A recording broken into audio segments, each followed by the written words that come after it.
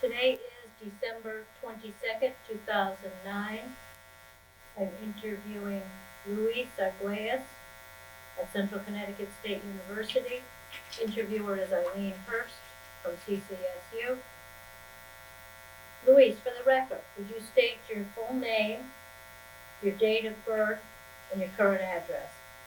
Luis Gerardo Arguelles, May 24th, 1979. Current address.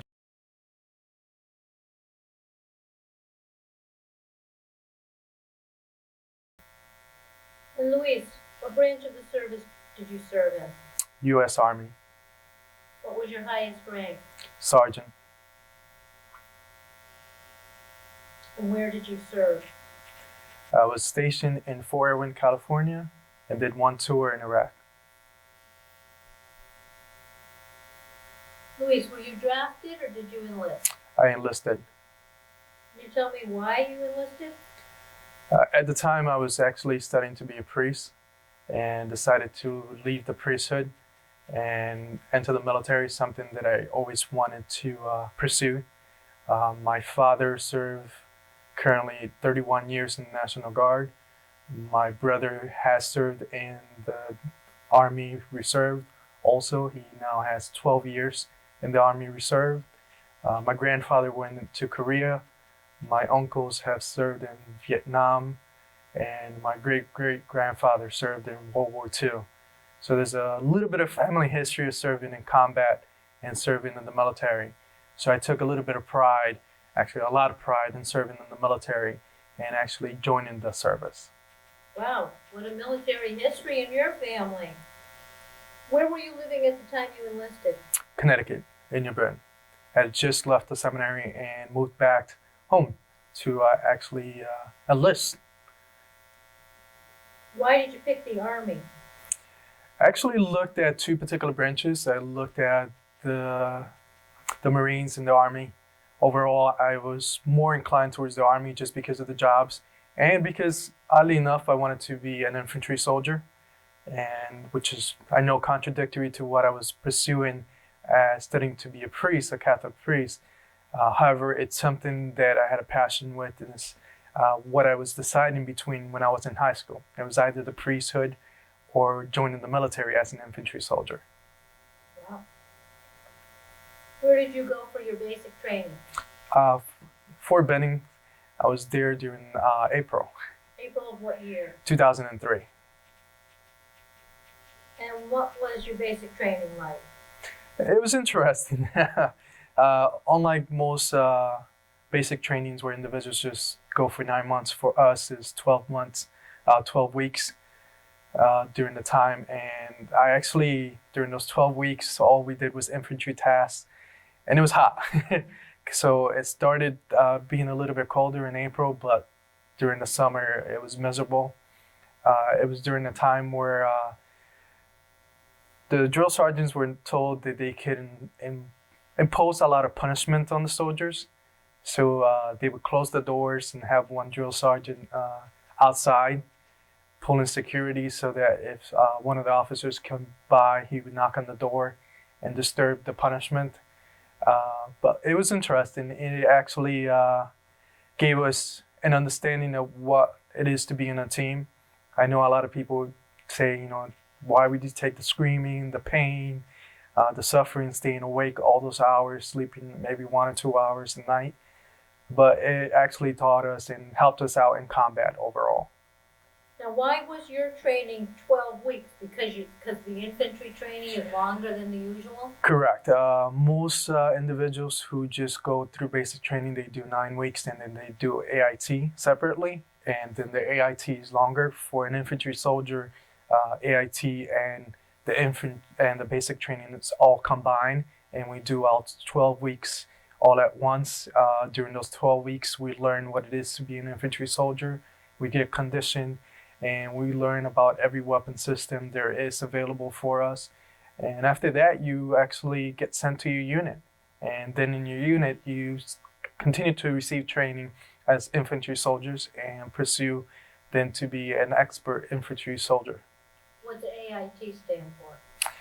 AIT is the training that you receive. Right now, I can't remember what the acronym stands for. Advanced infantry training or advanced something? It's the advanced training that every individual receives for it. And what kinds of things do they teach you in that? During those last weeks of basic training for us, they teach us not only advanced land navigation to be able to maneuver through different fields and also the desert, or at night, different weapon systems. You are able to take them apart, put them back together, how to explode different explosives, how to detect mines in a minefield, how to be able to disable those minefields, how to work as a unit at night, being able to maneuver at night, how to react when someone does direct fire to you or indirect combat, and how do you then medevac individuals, how do you assist individuals if they're injured, what type of medical assistance you are to provide them. So you learn basic life skills and how to use whatever is accessible to you, and how to use things that not be accessible and you normally not use in treating people, but come in handy when you're in combat. And also how to basically stay alert when you're in combat. Now, during this 12 weeks, how big was your class? Did you stay together with the same group of soldiers the entire time? Yes, we stayed together. It's our group was about 30 individuals for our platoon size, and then there was 4 different groups within our company. So all our individuals, for the most part, graduated. We did have 3 individuals. One individual went AWOL, absent without leave. He escaped during the night and then was discharged from the military. Another individual had a breakdown, so he was then released from the military because of mental instabilities.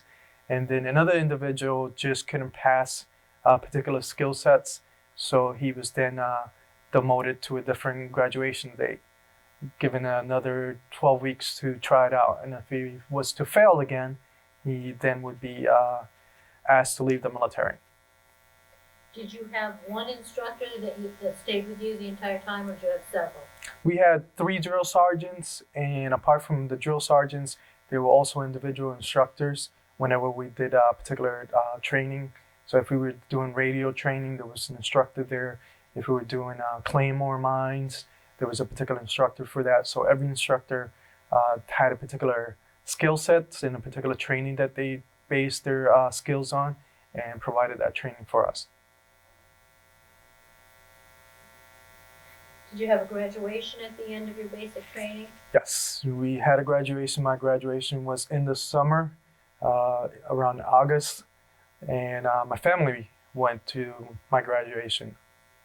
And this was down at Fort Benning, Georgia? Correct.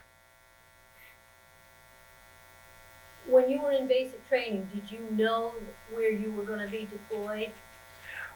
No, actually, when I was in basic training, I had requested to go to Fort Hood, and since I enlisted in 2003, which was the start of the Iraq War, unfortunately, I couldn't go to Fort Hood because they were going to Turkey to be part of the first attack. I then got sent to Fort Irwin, California, who is a training base for the soldiers deploying to Iraq. So when you got, Fort Irwin? Fort Irwin. California. So when you got sent there, did you know at that point you were headed for Iraq? No, at that point, that particular installation was the only installation in the United States that was non-deployable. So I could easily spend my 3 years there just training soldiers to go to Iraq, active duty soldiers and National Guard soldiers. Now, after you graduated from basic training, did you stay with that same unit or company that you were trained with, or were you all dispersed to different units? We were all dispersed. Individuals went to either Kentucky, Fort Hood. They went to Hawaii, Germany. Some chose to go to Korea for a year. So every individual was spread out. I, myself, and another individual went to California. And at that point, what was your job? Were you trained for specific jobs yet? At that point, I was a basic infantry soldier. Because I had a degree and I went into as an enlisted, they made me a E4 specialist. So automatically that makes you part of a team. When I was brought into the unit, they gave me all the training that I was required to be able to lead a small team in the absence of a sergeant. And that's what a D4 specialist would do, so you would take over a small group? Correct. How long did you stay at Fort Irwin? Until I finished my military commitment as an active soldier. I left the military on May 2006. Now, I know you were deployed from Fort Irwin. How long were you at the base before you were deployed? I served about a year there, training soldiers to go to Iraq and doing different maneuvers before we got our deployment orders. During the summer, we got told that the president at the time had decreed that Fort Irwin was no longer non-deployable, that we were going to deploy to protect the nation and serve in Iraq. Was this 2004, the summer of 2004 or 5? The summer of 2004. How did you feel about your deployment? At the time, we didn't know because they said one of the units was actually going to go in advance, and they're only going to get about a month leave to get ready to go to Iraq. So we didn't know which unit was going to be sent that early, and the rest of the units were going to be sent in January. We found out that it wasn't the rest of us, it was the engineering unit that was getting sent early. And it was a bit of relief, but also it was, at that time, my brother had just came back from Iraq and my dad had just came back from Iraq. And I had to tell my family that I was leaving to go to Iraq come in January. So you actually had a couple months to get ready. Correct. So then January of 2005, you deployed to Iraq? Yes. Where did you go in Iraq? We served a total of 13 months. We did half the tour in northern Baghdad in a camp called Taji. We were supporting the efforts of looking for the weapons of mass destructions, looking for bombs. And then my last 6 months of tour, I served in Abu Ghraib in the prison. We were doing outside security for the prison, and then we had soldiers doing the wall security, making sure that no one would attack the prison. What was your first impression when you arrived in Iraq, which your first deployed part of it was up in Baghdad? So Yes. What was it like when you first arrived there? It was interesting. It's not what I expected. Having spent my year before that in a desert in California, I was expecting California desert, which was quite different in Iraq. The people were nice for the most part. However, you didn't know who to trust. You would be in the phone and the alarm would go off because a mortar attack was happening. So you would have to hang up the phone, get back online, and then call, at the time, my fiance or my family, whoever I was talking to, and letting them know that I was okay. They just attacked the base and that everything was fine. And to us was a normal occurrence. We knew that when the alarm would go off, if you were not on duty, if it was your time to sleep, you would just put your equipment on and you would go to the bunker and wait until the alarm would go off for you to then have the all clear to go back to sleep. It was an interesting experience, to tell you the truth. My first time out of the wire. My vehicle, you could actually see through it. When people talked about having the hillbilly armor, I know that experience very clear. The only up armor that we had was the side doors and the back panel. Everything else was just the regular vehicle, the Humvee. My first mission was to actually go to an outbase to pick up explosives and ammunition to transport to our base. So our vehicle, all they had as the armor was regular metal and the doors welded together. And in the back of the vehicle was about 300 to 500 rounds of ammunition and more explosives. And we had to transport it from the base about 10 miles to the other base. And the road there was common for IED explosions. So we knew that if an IED was to explode, no one would find us, and not only either find us, the vehicle in front of us, or the vehicle behind us. That's how many explosives we had in our vehicle. Wow, that must have been pretty scary. At the time, you didn't think about it. You were more worried about whether someone was going to attack. You're excited, to tell you the truth, because it's your first mission. You're out the wire for the first time, seeing Iraq, doing what you were trained to do. You don't think about it until you're downloading all the ammunition and all the explosives that, if something would have happened, they would not found you. Now, what was your specific job while you were at Taji? While I was there, I was assigned to headquarters of Fox Troop 211, the ACR.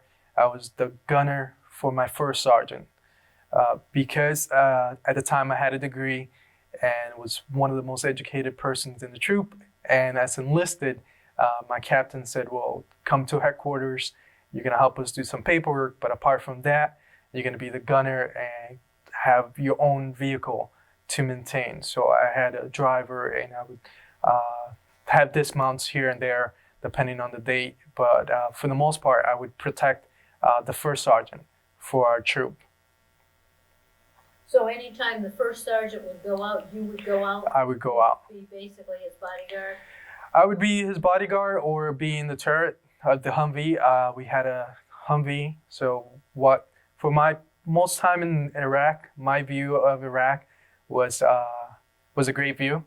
I got to look at it, unlike most people who are inside a vehicle. Half of the time my body was exposed. I was the gunner for the first sergeant, so half my body was inside the vehicle. Half my body was outside the vehicle, making sure the traffic was stopped, making sure that no one's attacking us, making sure that there was no bombs in the side of the road or someone coming to try to sabotage a bridge or something. Depending on the different tasks that we were doing, I was assigned to different parts. But for the most part, we kept security and make sure that while we were going down the highway or the streets, no one was trying to attack us. Now, when you were at Taji, that base, what was that like? Was it totally fortified and you had no connection with the Iraqi people, or was it pretty open? It was. There was no way for the Iraqi people to come in. However, it was just a matter of a fence. We could actually see their houses when we would do runs.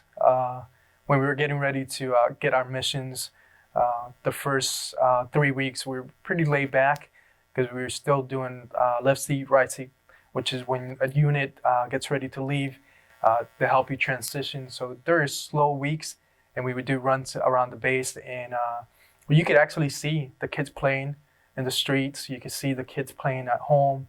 You could see the homes. So it's not like they were far away from us. They were our neighbors. And, every single time we came into the base and left the base, you had to pass the homes. You had to pass the people going to work or people coming into work, people trying to enlist to go into the Iraqi army or going into the police station. So they were right there. It was just like if you were at home and you decided to leave your garage and see your neighbors.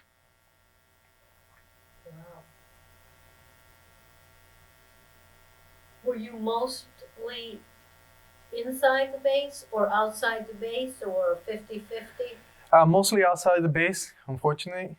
I spent most of my time out there. We would do 12-hour rotations, which meant we had to spend 12 hours outside the wire, pulling security, looking for either insertions or making sure that streets were clear, going into homes to grab individuals, look for informants, look for places where they were hiding explosives or pulling some type of detail outside.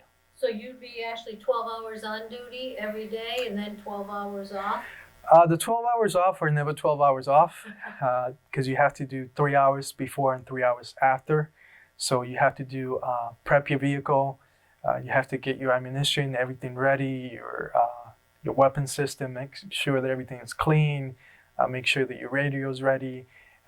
Half an hour before you were to leave, you're all getting stationed, getting your mission for the day, getting your debriefing. You're saying how many soldiers you're leaving with, how many soldiers, what's the mission that you're going to be conducting, and what type of support you need.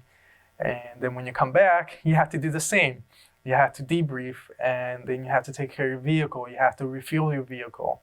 You have to make sure you resupplied everything, because at any point they could attack, and you need to be ready within seconds. So it was never 12 hours of sleep. And during that time, then you would have to get a haircut, go to sleep, call your family, whatever else you needed to do in between that time. Now, you had to keep your weapon system in working order, and I know you were the gunner for the first sergeant. What weapon system did you use? For the vehicle, I had a 240, which is a machine gun. I also had an M16, and I also had a pistol, a 9mm. Can you tell me a little bit about the 240 machine gun? The 240 machine gun is mounted on top of our vehicle. It's an aerial machine gun used to fire 7.62 rounds. It's quite impressive, and the enemy stops. Surprisingly, they were more scared about a pistol than a big weapon system pointing at them.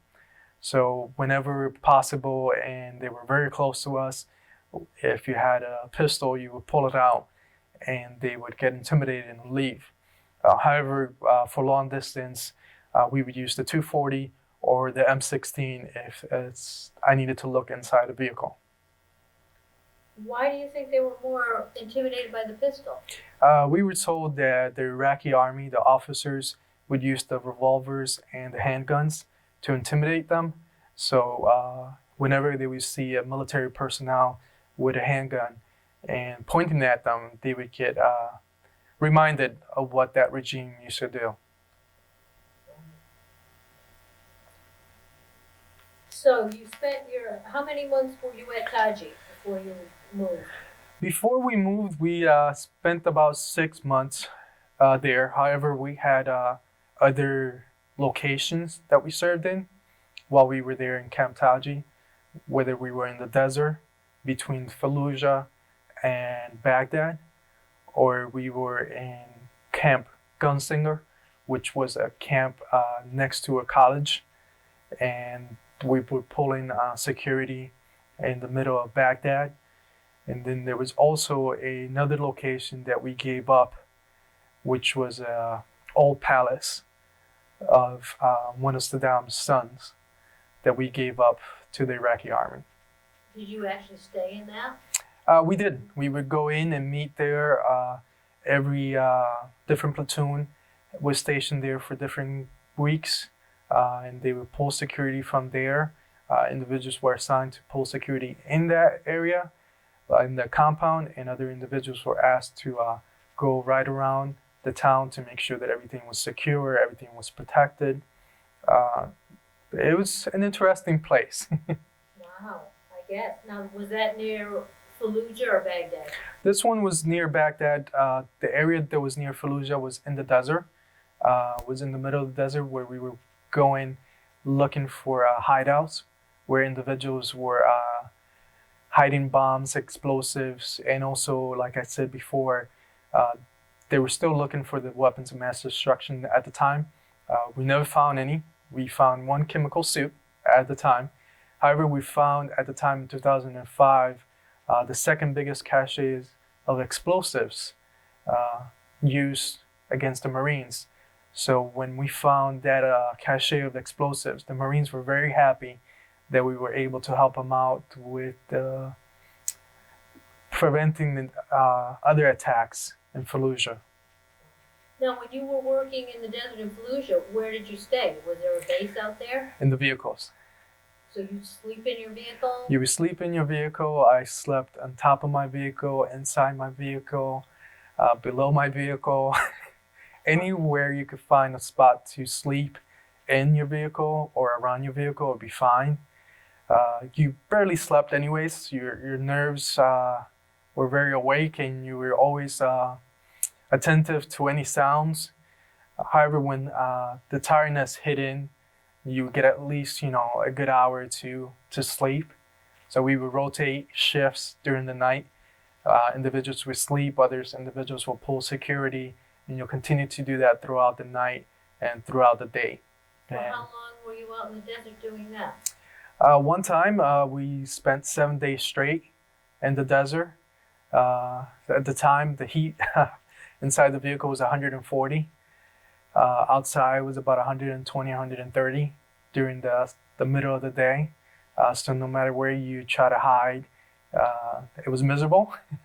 And of course, you have all your equipment on top of you, so you have about 50 pounds extra on top of you, and to protect you. Although in the middle of the heat, you don't think about it protecting you; it's just making you hotter. The vehicles would have AC. However, at 140 degrees inside a vehicle, no AC could help you out.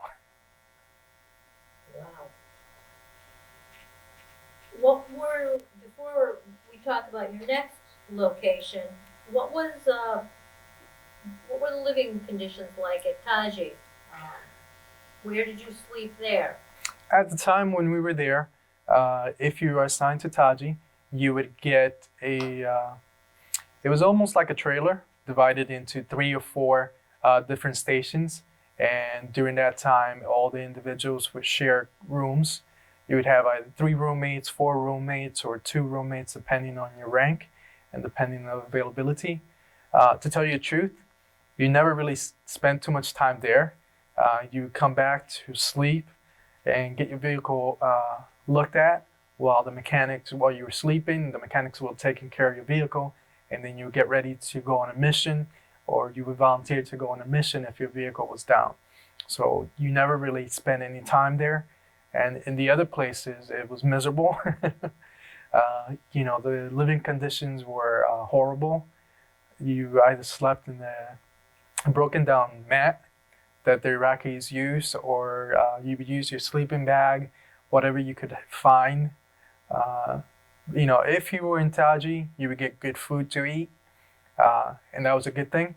If you were in one of the bases or outside the desert, you would eat your MREs, your meals ready to eat. And in the days that they dropped in a helicopter with food or came with a refueler to refuel our vehicle was a good day, because they would they tried to bring hot meals. By the time it got to us, it was cold, but we would appreciate it anyways. So the food when you were in Taji, was there like a regular mess hall where you had 3 meals a day? Yeah, individuals that never left the base were very lucky. There was meals 3 times a day. There were good food. So for us who would come in, we had to make sure that we came in at particular times. Otherwise, we wouldn't get a meal. We would have to wait and go to sleep and wait until we wake up to eat, because it wasn't 24/7. And what were the MREs like? You pick and choose which ones you like. But when you're in the middle of the desert and you're hungry and you ran out of all the goodies that family and friends sent you, you'll eat anything, but they're horrible. Now, when did you move from Baghdad, Fallujah, Taji to your next location? Mid-tour, we got told that we were to... Remember the year and month? I don't. It was... it would have been during the summer. In 2005. Still would be 2005. We spent the whole year 2005 in Iraq. So where did you move? We went from Taji to Camp Victory, Then from Camp Victory, we Where was Camp Victory? it was right next to Bayat, the airport in Baghdad. We only lasted there a month. We kept our dormitories there still, but we would then sent to Abu Ghraib, the prison, and there we lived in prison cells. Now, this is the Abu Ghraib that became notorious. Was your deployment there before or after? It was after the incident that they had in the prison. We were sent there to relieve the Marines who were pulling security in the outside of the prison. We did not pull prisoner security inside the prison. That was military police and also contractors who were responsible of that. We would only pull security outside the prison to make sure that no one was attacking the prison. And then we had selected individuals who would man the towers to make sure that no one was attacking at any point. How did you feel about going to Abu Ghraib? When we got told that we were all going there, we were surprised. We started asking, so where are we gonna live? We had stopped there once or twice to drop off prisoners, and we knew that there was barely any room there. And then we got told most of us would get prison cells. In my prison cell, there was 5 sergeants, to include myself in it, and there All was 5 of you lived in the same cell? correct. We would put beds as much as we could in different areas, and every prison cell, depending on the size that was, had 5 to 6 individuals or 4 to 5, depending on how big it was. No one had their prison cells by themselves unless you were a captain. How close were you to the real prison cells when prisoners were held? Just around the campus. We could actually see them every day, every morning. As we came into the base, as we left the base, we would pass all the prisoners. We would get called on sometimes to pull prisoner security. That means that whenever we would capture someone, we would have to guard them at night until the prisoner was investigated and then retained in the prison or let go. So we would either transport a prisoner or pull security on them until they got investigated. Many a times we had to pull inside security for the prison. So they would pull drills. So if the alarm went off, we had to protect the prison inside. That's just in case someone attacked the prison or a prisoner escaped. One time we got woken up at night with the alarm because they couldn't find a prisoner. So we all had to suit up and protect the prison until they found the prisoner. Did they find him? Yeah. When they were doing the count, they miscounted an individual. So he was actually in the prison. It's just they never bothered to do a recount of the prisoners. Were there any escapes while you were there? There were attempts. There was a couple of attempts and a couple of riots. We got woken up one time and heard explosions, and it was concussion grenades that the military police were throwing at the prisoners to stop the riot that was going on in the prison. There was different levels of compounds within Abu Ghraib. If you were less dangerous, you lived in a tent and you were guarded from a wall security. If you were maximum threat to security, you lived in your own prison cells. And that's where the scandals happened. And that was military police or contractors who pull security there. And that's only individuals who were considered to contain high evidence of where actions were taking place or connections to Al-Qaeda or any other terrorist groups. Did you continue with the 12-hour rotations, or was your work schedule different timing? Still 12-hour rotations, but because I did office work there, soldiers got injured or getting ready to go on vacation. At night, I would get woken up and to do the paperwork and submit people to go on vacations or let the captain know someone got injured or someone had to go home because of a Red Cross message, which I didn't mind getting up for it. but it meant that at times I would only get 3 to 4 hours of sleep at night and continue my rotation, so 12 hours on and 12 hours off. So you did the paperwork in addition to your other duties? Correct. I would do the paperwork at night when I would come back. Now, did you continue to be the driver for the sergeant? I was a gunner. Yes. During my whole time, I was either a gunner for the first sergeant, or if the first sergeant wasn't there and he wasn't going out, I was then a dismount for someone else. What's a dismount? It's a soldier that sits in the back of the vehicle, and when they pull to an area and they need soldiers to dismount from the vehicle and pull outside security or go into a building or check a vehicle, we get off the vehicle and look to pull security outside or apprehend someone. Now, did you stay with your same group of soldiers the entire time, so the whole platoon of you moved from up north down to the prison? We did. The only person that changed was our first sergeant, mid-tour. He got promoted and sent to a different group, and we got a new first sergeant during the time. The sergeant you were the gunner for? Yes. So how did you like your new guy compared to your old? Not as much. Having spent so much time with the other first sergeant, I was actually very good friends with him, and I actually enjoyed the company. We spent so much time in the vehicle.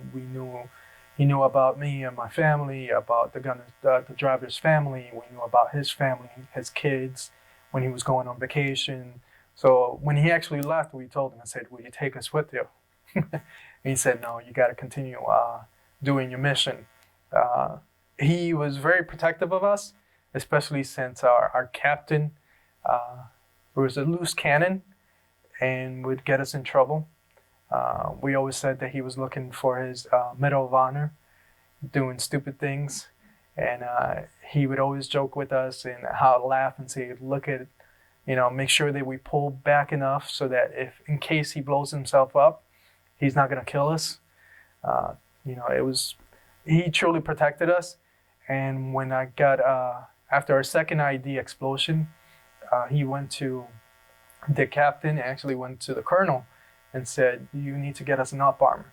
If I lose a soldier, I'm going to lose my rank, but I'm going to let you know, and I'm going to take it out on you if I lose one of my soldiers." So what did the colonel do about that? We got up armor vehicle towards our, for about 5 months before we came back. What was that your first sergeant's name, do you recall? Yes, Washington. Now, you said there were 2 IED explosions? During my whole total time in Iraq, I was directly impacted by 3 IEDs. Do you want to tell me about them in order? The first IED, we were actually doing a move. It was when we were moving our equipment from Camp Taji to Camp Liberty and then to Camp Victory. When we finished moving all our equipment and downloading our equipment, we had to drive the vehicles back, the vehicles that were helping us bring some more equipment back. And on our way back, an IED exploded in front of our vehicle. We were lucky enough that they hit in front of us and not directly impacting us. We got a lot of rocks landing on top of us. I got a little bit of ringing in my ears, disoriented at the time, didn't know what was going on. No, were you in the turret at that time? I was. So you actually saw it happen? I saw the dust and everything come over us. The driver was very good. He actually tried to escape the explosion. We, however, almost hit a pole, but he actually maneuvered correctly. And thanks to his quick thinking, we were not hurt. The vehicle sustained minor damage, and we were lucky enough that no one got injured that day. It's just, we got a lot of rocks and dust land on top of us. The interesting part that the bomb was planted right in front of a Iraqi military police station. And when we asked if they seen the bomb, they said no. So it led us to understand that we could not trust them and we could not trust anyone. So whenever we would see an IED, we would try to prevent to stop. However, in that case, we were going back. We didn't see it, and we were lucky enough that because of the type of transmitter that were using it, they got trigger happy and exploded the trigger way too fast, and it exploded about, I would say, about 100 meters in front of us. The second one was actually doing patrol. We were going back, and we were still in our soft vehicle, which means that our window is up armor, our doors are up armor, and the back plate where the dismount sits is up armor. What's up armor? It's a metal that is designed to prevent shrapnel and to prevent ammunition from going into the vehicle. Everything else was soft metal, just like a soda can. We were going on patrol, and of course the underground of the vehicle is also soft metal. So we were always very careful not to run over anything that could be used as an IED, because if they hit us underneath us, we would all be dead. The second one was we were going on patrol, and because they knew that our vehicle was soft, we were sustained the most damage in our vehicle, so they would always try to attack us in our vehicle. This time we were going on patrol, we were passing the vehicle, and as we were passing the vehicle, an IED went off. They missed us by less than 2 or 3 feet. The vehicle behind us sustained damage to the front of their vehicle, to the windshield. Our vehicle sustained damage to the back of the vehicle. We had in the trunk of the vehicle, actually a case that's, we put all our water bottles in it, and the wood was about 2 inches thick. So it was a big box, 2 inch thick, both sides. We had about 20 water bottles in there. And we also had a cooler, an ice cooler where we would put ice. If we were only going for 12 hours, we would put ice to try to keep the water cool during the hot days. The shrapnel actually penetrated to the wood, the water bottles, the cooler, and stopped at the back plate or behind the individual. It actually hit just behind. And if it would have hit him, it would have gone straight through his stomach and would have probably killed him. The second piece of shrapnel stopped right below my knee at the metal plate. So if it would have gone through the metal plate, it would have blown my knee, my left knee out, and I would have had a prosthetic in my leg. So we were lucky that time that the explosion was behind us, and that the metal that was put in place actually worked, and that the rest of the material that we had inside the trunk actually slowed down everything. Otherwise, it would have turned out differently. Wow. And where was that? That one was also in Baghdad. All our attacks were in Baghdad that we sustained.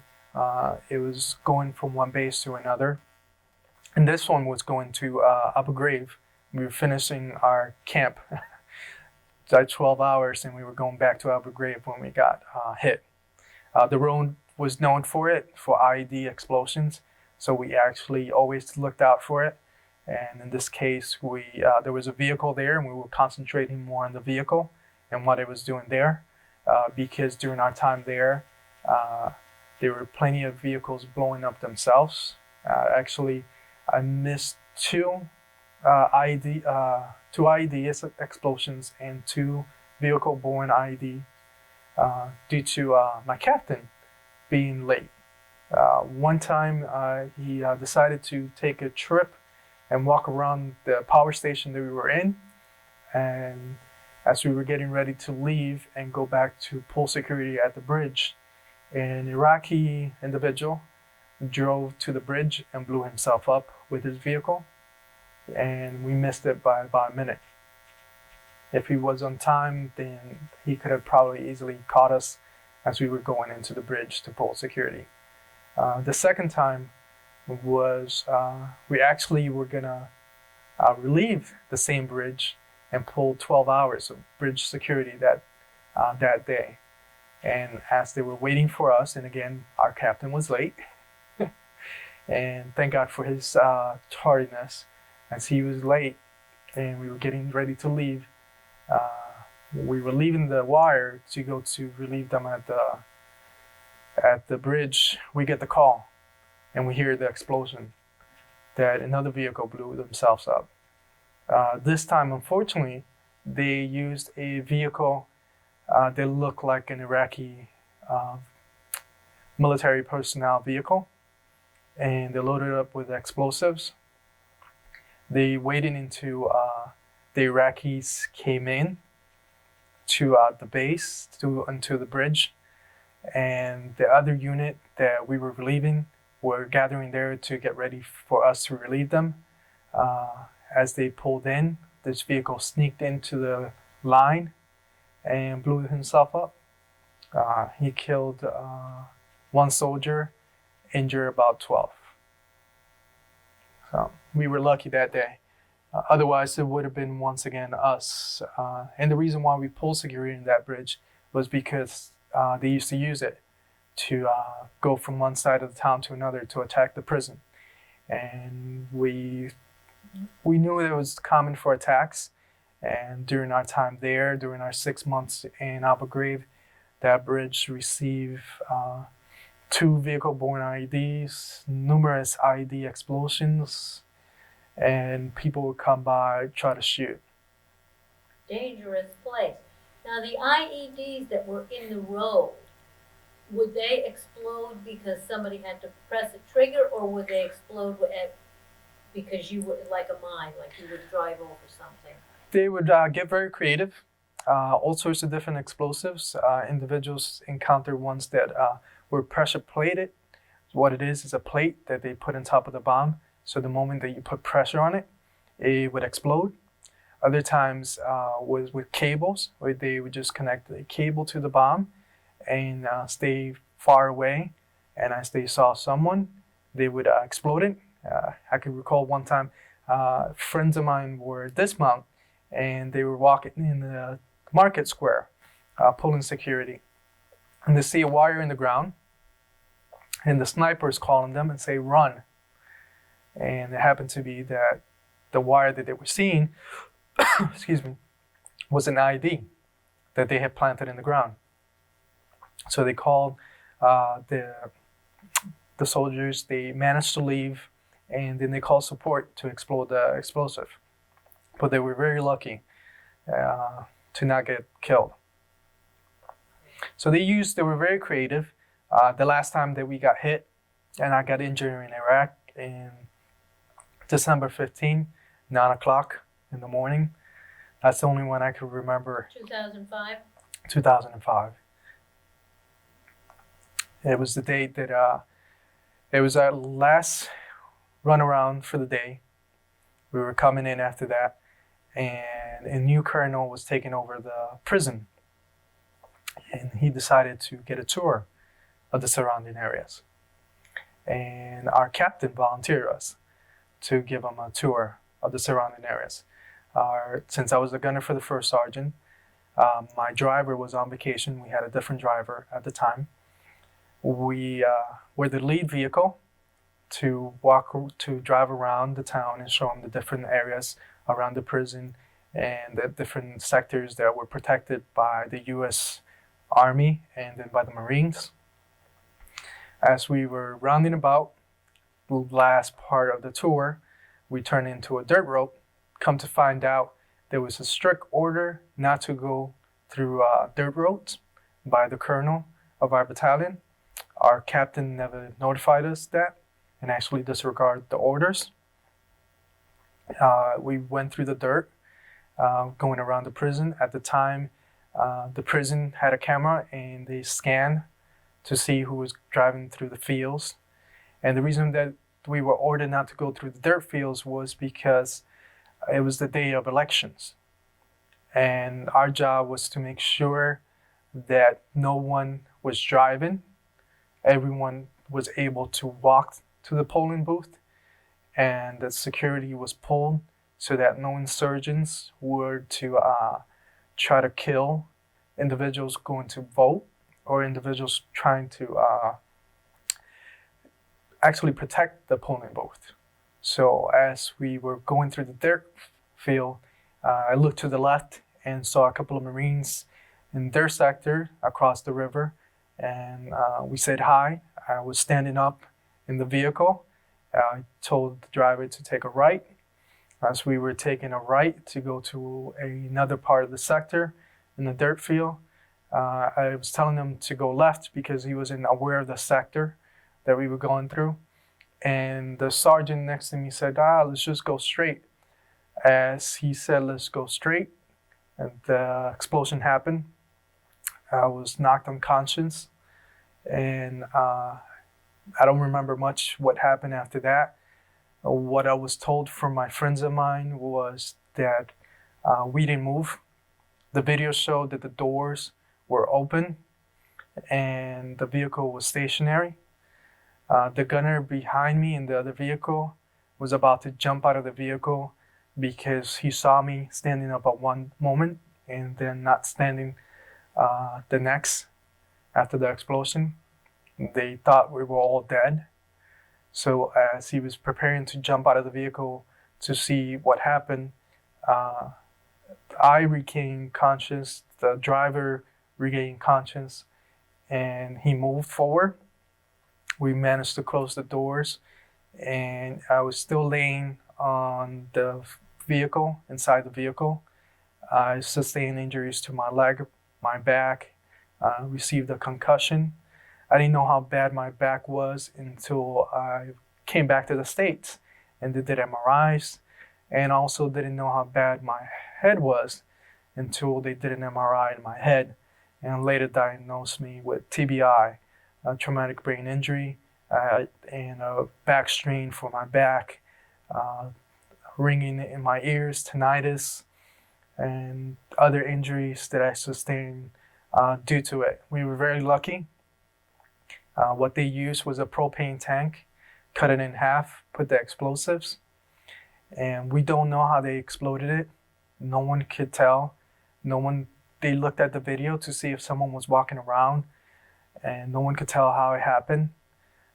If he would have taken the left that I told him to, we would have been dead. We were very happy that he went straight. If it would have been my other driver, I would have not had to told them to take a left, and we would have definitely not been standing here today. So we, lucked out. And I know a lot of people say, God was protecting you. Having gone to different areas and seen what IEDs do to other people, it's hard to believe. It took me years to be able to even understand and, what really happened. I still don't know what took place during those minutes. And all I can remember is what people told me. And, what I remember from before, what I remember from looking at the video, and what I was able to piece together. Now, were you the lead unit? How Yep. many of you were there? There was 3 of us, 3 vehicles going through that particular field at the time. So we were the first vehicle. We always maneuvered with 3 vehicles, and because once we got the up armor, we started to be the lead vehicle at all times. We always knew that we were exposed to explosives and attacks first by individuals. So you prepare yourself for the worst. You didn't think about it, an hour before going to be able to relax. It's the worst thing you could think about. It could be our last trip. I always thought after the second one that the third one would have been the last one. It would have been a gunner, and I would definitely been dead, and we all would have been dead. We lucked out that, that bomb wasn't built correctly and that he didn't take a left. He would have taken a left, it would have been a different story. So how many men were in your Humvee when you were hit? There were, to include myself, there was 4. And were all of you knocked unconscious from the blast? I was knocked unconscious. The driver was too. Because it came from that side of the vehicle, what the explosion did, and I was lucky that it did this, was the pressure took me, collapsed me to the ground of the vehicle, opened the vehicle like a tin can, opened the roof, all the doors to release the pressure. By doing that, all the shrapnel shot up in the air. And in the video, you can actually notice if I was standing up, it would probably would have cut me in my face and probably in my throat. But due to the pressure, it knocked me down. The person sitting to my right sustained injuries to his left ear. He now has to wear a hearing aid permanently. So he's considered deaf in his left ear. We were very lucky that the pressure pretty much shot all the shrapnel above, and because it hit us in the left and not where it would have hit us, which would have been underneath the vehicle. And what happened to your first sergeant? He was just disoriented at the time, and he was very lucky because the driver took most of the pressure from that side. He was protected by him and by the door.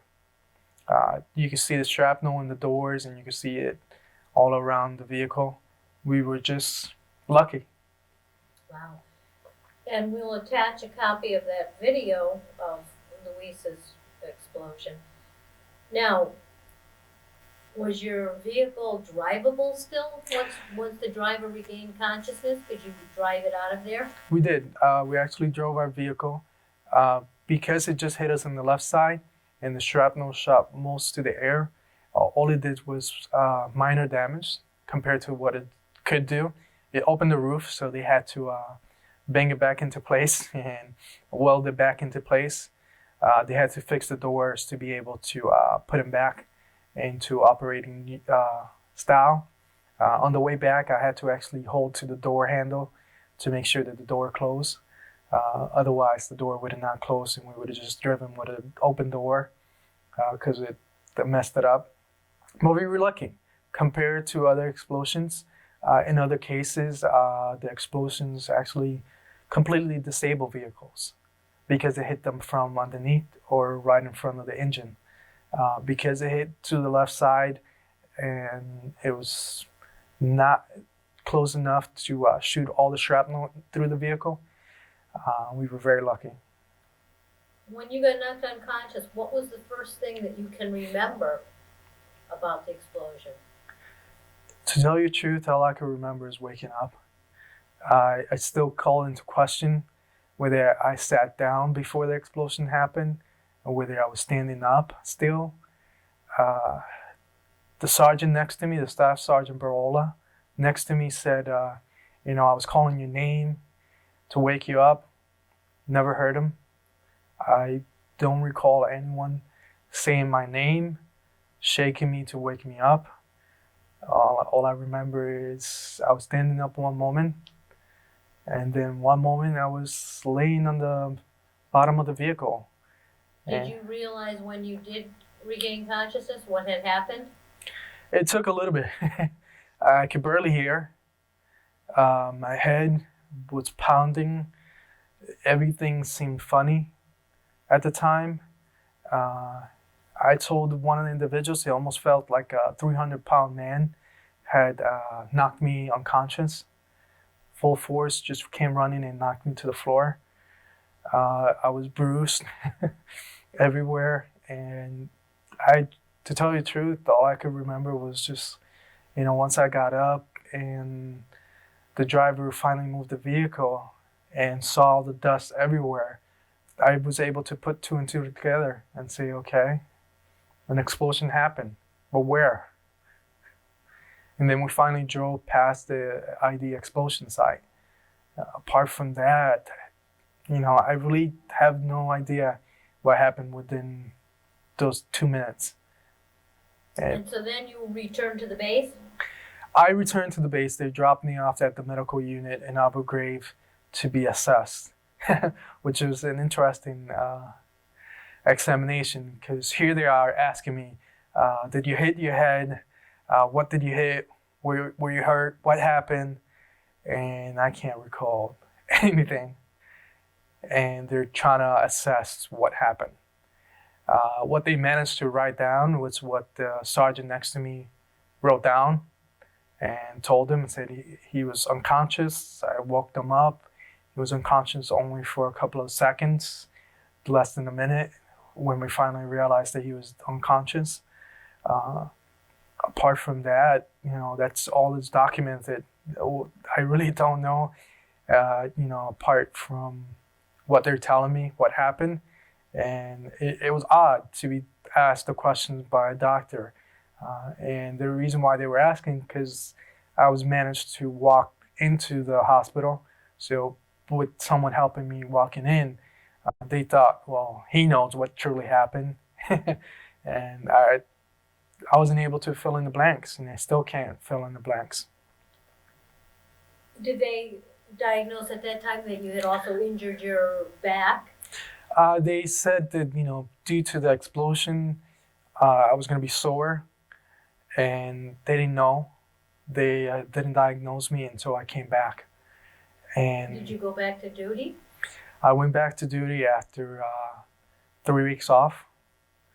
Went back to duty and served the last month of tour, and then came back in January.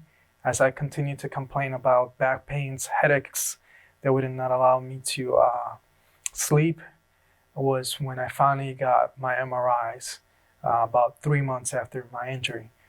And I wasn't diagnosed with the correct injuries until after I left the military.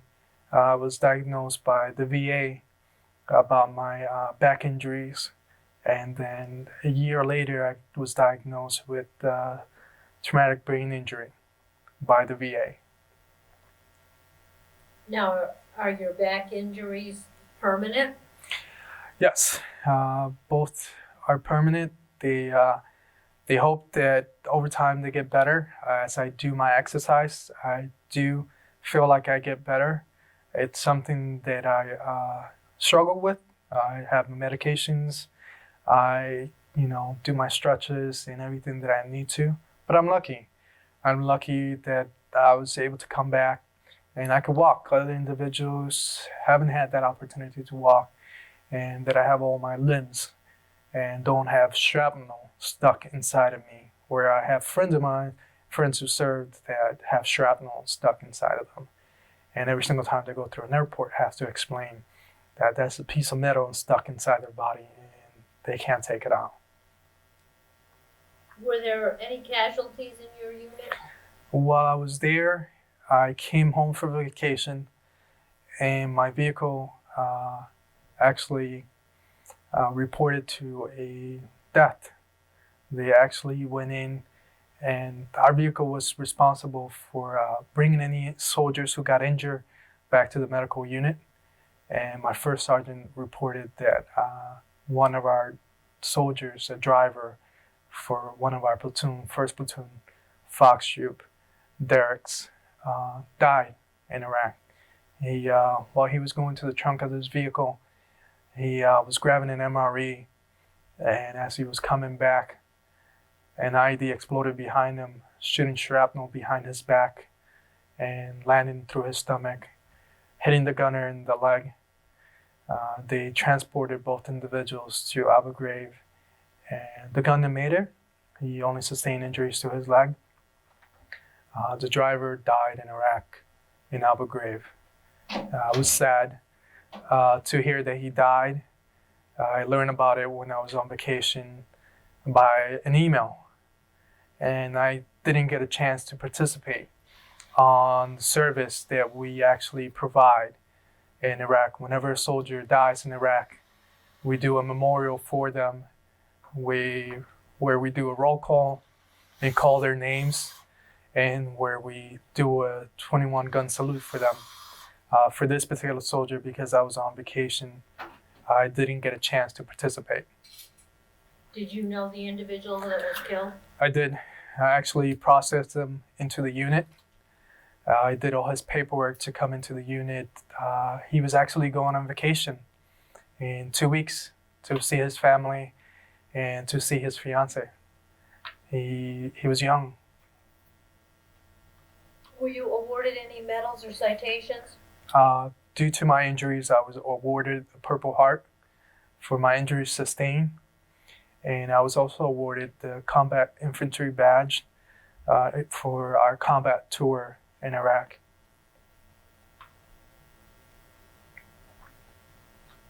Now, I know what the living conditions were like when you were at Taji. How did that change when you went to the prison? Did you have 3 meals a day at the prison? Did they have a mess hall there? They did. They had a small one. There was interesting. We had to wear our equipment at all times because it was such a small base that whenever they would attack the base or shoot a mortar, it could land anywhere in the base. So anywhere you walked to, you had to wear your equipment on you.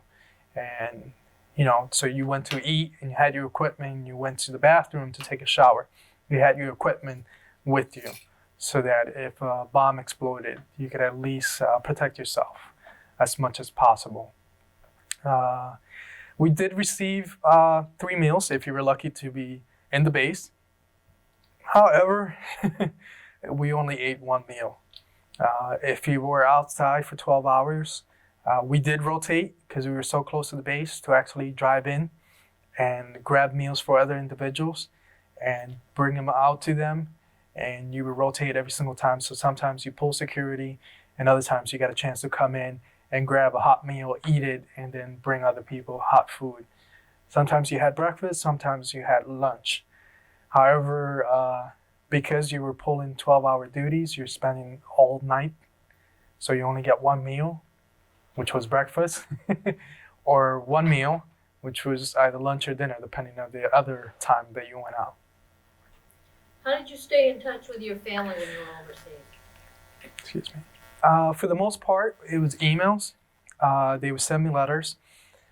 If there was no fatalities, we could call or send emails. And that's only when you had time. So whenever we had an opportunity during that sleep time, we would make the line and wait an hour or two to actually make a call for like 5 or 10 minutes to everyone that you could call. The calling cards would go fast, so $120 would go fast, pretty fast. You make the 10-minute call and it's pretty much gone. And we would send emails as much as possible if it was working. I would try to send letters, not as productive because I didn't have that much time to sit down and write a letter. An email was faster. However, I loved receiving letters from my family and friends. And, care packages were always good to receive. But for the most part, it was emails that I sent. I still have all my emails saved from my fiance at the time. Now she's my wife, from my mom. I still have the emails from the day that I got hurt when my mom got a call from the U.S. Army in the middle of the night, waking her up and saying, your son was injured in Iraq. And that's it. They called her in Connecticut? They called her in you were Connecticut. Injured? Yes. And they said, he's injured in Iraq, and hung up the phone. And never gave her any detail whether I was okay, whether I was alive, whether I was being transported back, what was the nature of the injuries. When did she get a progress report?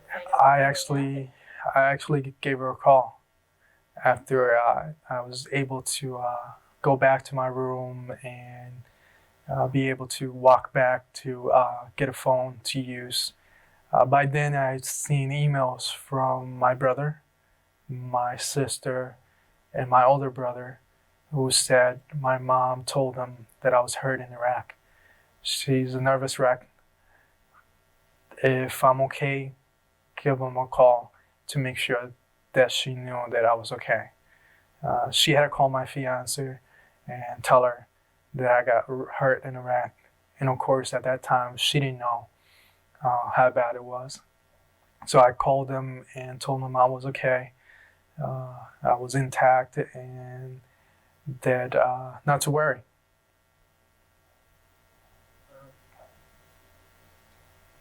Did you have enough supplies and ammunition, clothing, and gear while you were in Iraq? We did. We had enough ammunitions. You know, we had everything that we needed because we were an active duty company. We brought most of our equipment. We brought all the equipment that later got changed to up armored vehicles. We got ammunition from the units that left. We had plenty of ammunition for what we had to do. With regards to food, when you're out there in water, they run out fast when you're out there. So you depend on, people coming in and bringing stuff for you, either by helicopter or by supply vehicles coming in to resupply you. So that instead of you going there, they would come into you and resupply you. So we had pretty much everything that was accessible. And if you were lucky to be stationed in the base and be in the base for prolonged periods of time, they had PX where you could come in and grab stuff. Because by then, 2005, the war's been going on for about 3 years. Everything had been set in stone pretty much. There were bases that were still in tent, other bases weren't. Now we started seeing Burger King and McDonald's coming in. Yep. If you were in one of the major bases, there was Burger King, there was PX. So whenever we made a stop in those bases, we were always asking, it's like, can we just, for 10 minutes, can we get a burger? And they would allow us to get a burger or something for those 10 minutes. How did you handle the stress of the job? It was tough. The first couple of months, you think it's exciting. After that, after you spend so much time in the desert, or coming in and out, being dead tired, struggling to stay awake during those hours, and then struggling with the fact that at any point you could really die. It's tough. It's you get you run through the stages, through the gamut of being excited, to the point that you really don't care whether you live or die, to the point that you're excited again to actually come home. When you get told, hey, you're coming home for vacation or you're coming home for leave, for 3 weeks or 2 weeks, then you get all excited, then you get nervous. And, I can remember when they gave me time off to come home. My last trip, I told the captain, I said, don't do anything stupid. I wanted to come home and be able to at least see my family one last time. You can do stupid stuff when we come back, but, at least I want to see him one last time during my home vacation. And, he behaved. I made it through and took my vacation and then came back and went back to Iraq. Did you do anything special for good luck? My fiance gave me a dog tag where it was engraved our names and a saying, Bible saying, that I actually kept with me with my dog tags. So wherever I went, it was attached to my dog tags. And at home, it's still hanging. In my case, with my awards, my dog tags are still hanging there. The ones I wore in Iraq with the medal, and the little tag that she gave me with the Bible passage. Do you know what that passage is? I don't know off the top of my head. So you still have that. What did you do for entertainment in the few hours you had as downtime? Videos. My family would send us videos. My brother would record movies for me, and he would send them to me. He would actually, the Iraqis there would sell pirated movies, and we would buy them for $2 or $3 and get to see movies that were in theater. So we got to see a couple of movies that were just what people got to see back home. We got to see in Iraq. So my sister, before I went to Iraq, gave me a small DVD player, and I would charge the battery.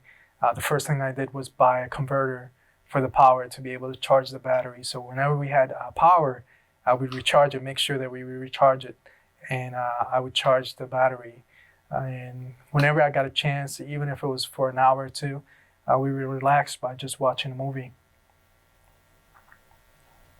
And I know that you did have some leave. How often did you get to go on leave? I only got one leave and was mid-tour to come home. Most individuals only are allowed at one. If for some reason there's a tragedy in your family, then the Red Cross would send a message, and then you're allowed to come back. How long of a leave did you get? About 2 weeks. Did you see any USO shows while you were in Iraq? Just one. While we were there, actually, it wasn't the show itself. I just got to see movie stars because coming in and out of the base, I never got to enjoy the shows. If you were, we used to call them fobbits, individuals that never left the base, you got to enjoy all the shows and all the actors. By luck, when I was in Abu Ghraib, finishing one of my missions, I went in to actually write an email to my family and telling them that I was okay. And someone said, there's a movie star in the other side. If you want a chance, just go and see him and you can take a picture. And I just went across, and Vince Vaughn was just sitting there talking to some command sergeant major and some soldiers. And I walked in, I said, do you mind taking a picture? He said, no problem. And I said, I apologize, I do stink. I've been out for 12 hours, and unlike the people that's sitting next to you that haven't left the wire since they got here, I stink. So he laughed and took a picture. And when I was standing, I sent a picture to my wife, and it's funny because I only get to his shoulder. So this massive guy, and then I'm just standing there with all my equipment dirty, my face is full of dust and everything, and he's clean, looking down and smiling. Wow. Did you travel anywhere else while you were in the service? No, while I was in the service, I didn't. Because I did such a small tour active duty, did only 3 years because I got injured. My option was to either re-enlist, and then eventually, if my back didn't get better, get medically discharged, or leave, do not re-enlist. I decided not to re-enlist and make a home of it, and move and get married and start a family. What did you think of the officers and fellow soldiers? I still keep in contact with friends of mine. It could go years without talking to them. And the moment I sent them, actually for Thanksgiving, I sent them a text and said, Happy Thanksgiving. And all of them send me a text back saying, you too. For Veterans Days, they'll send me a message. We'll call each other and joke around. It's like nothing happened. It almost seems like we saw each other just yesterday. The officers was a whole different story. I opted to be enlisted with a degree. I still don't agree with people just getting commissioned as officers just because they have an education. I saw it in Iraq. It was evident. I saw it in service that these individuals are not ready to lead, and actually could have cost us our life. And the particular captain that could have cost my life got told by the colonel, you would have killed him, and it would have been your fault because you disobeyed my orders. You would have been punished, and you would have had to make the call to his mom that because you disobeyed orders, you cost her son's life. So Was that the only reprimand for that captain? I was the only reprimand for that captain. He then got promoted, and I'm sure by now he's a major. Do you recall when you left Iraq to come home? What was that like? It was exciting. I actually have pictures, and they're part of the pictures that I gave you of us waiting in the tarmac with all our equipment and excited and happy. When we got told that we were coming to Iraq, we were sad. and you can actually see the difference going there and coming back. But we got told we're expected to go back in January. We actually got told we were there 12 to 18 months. And when we got told 12 months, you're going to come back at 13 months in January, we were very happy and we were saying, okay, that's great. We don't have to stay the 18 months that you guys said we could be staying. Did your entire unit come back together? We separately. We all came different dates, but we all came about the same month within 2 weeks time. Our troop came together. We all came in the same plane, and it was our plane. We didn't have anyone else in the plane. From Iraq to Kuwait, we took C-130, and from Iraq, once we landed in Kuwait, we were there for waiting for time to get into the plane. We were only there for about less than 24 hours, where we got a plane from there to Germany, from Germany to Iceland, from Iceland to Vermont. From Vermont, we went to California. Wow, it must have taken you a day or two to get home. About a day. We lost a whole day in flight, but we didn't care. And once you got home, how long were you stationed at your base before you were discharged? I was there for another 5 months. And 5 to 6 months. Camp Irwin? Yep, we were there for 5 to 6 months. I could have stayed longer. If the doctors wanted it, I would have stayed longer. They didn't want to sign my paperwork to be discharged. They had a medical hold on me. I said, you either sign the paperwork or I'll leave. So they gave me my medical records and I left. I knew that they were not going to do anything for me. And I kept fighting with them to get the medical help that I needed. So I finally got fed up and said, I'm just going to leave. And when my day came around, I had all my paperwork signed and I left and went to the VA and said, here's my documents. You know, what help can you provide? And, you know, I went through a whole list of exams and months of testing and before I got the medicine that I needed for my headaches that I was suffering from my back pain. I mean, I wasn't sleeping. When I came back from Iraq, in order for me to sleep, I had to drink every night to just to get tired and to sleep. You know, I would not wake up in time. We would wait until the cannon would go off for the flag to be posted up, and then we'd get up so that the sound didn't scare us. Up to this day, noise still gets me nervous, and I feel my heart pounding whenever I hear loud noises. I'll wake up very easily at night. My wife finds it funny. She's like, you know, the alarm goes off once and you're already off the bed. And I said, well, you know, I'm used to it now. You know, it's different.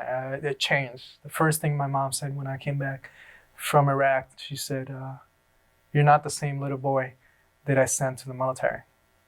You change. So, you know, it's an experience. I would never take it back. I served my country proudly. I would have done it for many years, and I would continue to serve if I would. I recently tried, and I got told because of my injuries, I'm not able to re-enlist again. So I take it as what it is. I served my country, and you know, I would do it again if I could. What did you do in the days and the weeks immediately after your discharge? I actually drove, the moment I got discharged from the military, I drove to Florida. From California? From California. I made it to Arkansas, straight 26 hours to pick up a couple of things and see my fiance and her family. And they made it to Florida a week later to stay with my brother. I was going to make it a life in Florida. Stayed there for 3 months, and after 4 months, I decided I can't get a job. I can't do anything here. I applied for a job in Connecticut and landed a job. So I moved back. I made the drive yet again, this time with my fiance, to Connecticut. and stayed with my mom until we finally rented an apartment. But it was a long way. I mean, it was good that I didn't have an employment, because at the time I could barely sleep and then I could barely do anything. So with the medications that I was taking, and the painkillers, muscle relaxers, the painkillers for the head and painkillers for the back and the knees, it almost felt like I was a pharmacy, a walking pharmacy. So it was good that I spent those 4 months unemployed and taking care of myself. Did you join any veterans organizations? I did. I joined the Purple Heart Society in Connecticut. I'm also at work a board member of the NU Veterans group. We try to sponsor as many events in our company, in Northeast Utilities, to be able to support our veterans. We have a large community of veterans who are from Vietnam era to the current combat. So we have about 700 and growing members of veterans in the company, and we try to help them out, answer any questions they can. Now I currently finishing my second master's in counseling, and I'm working as a graduate intern at the Veterans Office at Central Connecticut State University. It's something that I want to continue to pursue and eventually be a counselor for veterans. I understand the issues. I've gone through it myself. I commend all the soldiers who are able to come back to school after seeing combat. I would have not been able to do it. Had too many issues to deal with. I know how hard it is to reintegrate into family life, how nerve-wracking it is, how dangerous it is. And, you know, the stupid things you do when you come back. I spent probably the 5 months that I was in active duty drunk to make sure that I didn't remember stuff and I could sleep at night and that the pain was manageable. We would drink during the day and the moment that we got out of work. And it's just, I know the cycle. It wasn't until I finally left and got the medical help that I needed that I was able to see what I was doing to myself. And I want to be able to help others. I want to be able to walk people through the process of changing their life and reintegrating, and also helping families. My family completely opposes me to go back into the service. My wife says no. I want to be able to have a husband. I don't want to get the same cold that your mom got while you were in Iraq. I want to be able to have kids with you and for your kids to be with us. I don't want to suffer the same risk and danger that your friend's family did. And I don't want to go through the same thing that your mom went through with all you guys having been in combat. Did your military experience influence your thinking about war or about the military in general? It did. It definitely influenced my influence with regards to what I could do and what I could say with regards to the war. While I was there, I disagreed with Iraq. We actually wanted to go to Afghanistan, but got sent to Iraq instead. We disagreed with the war. However, we fought for the personnel that was next to us, our brothers in arms. So I fought to make sure that the people that were entrusted to me were coming home alive, and the same way that I was coming home alive. Although my wife and my mom made me promise not to be a hero, it was a promise that I couldn't follow. I had to make sure that the soldiers that were assigned to me or at any time were with me were coming home alive. And if that meant for me to lay down my life, I would have done it and would have done it proudly. It's something that we truly believe, and I still truly believe. I fought for my brothers in arms, not for the war cause. With regards to the war, I believe that we should support our soldiers. And having gone through myself, my brother and my dad and other family members, I see the effects of it. I see what should be done.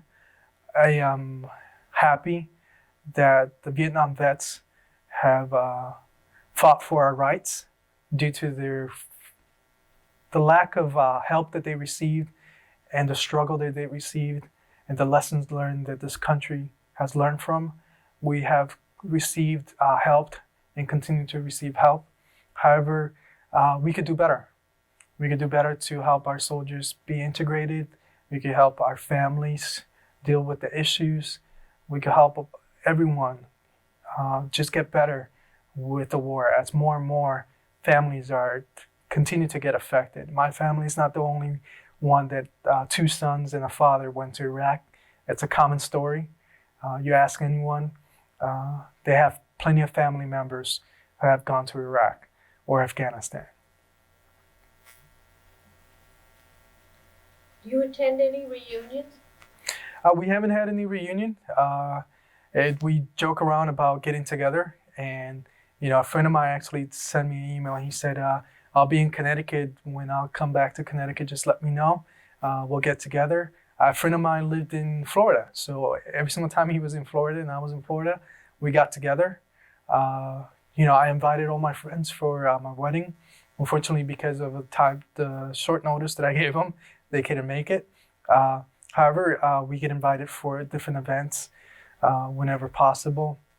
We, because of being so far away and having been in active duty, I have friends of mine who are still in California, Florida, Arkansas, you name it. They're spread throughout the nation, and there's still friends of mine who are in active duty. I still look at the casualty list to make sure that none of my friends are members of that list. And, it's a reminder about my friends in arms that continue to serve and continue to put their lives in danger. So I continue to look at that list to make sure that none of them are members of that list. Luis, is there anything that you'd like to add that we have not covered in this interview? I just want to say it's a great opportunity to be able to record history.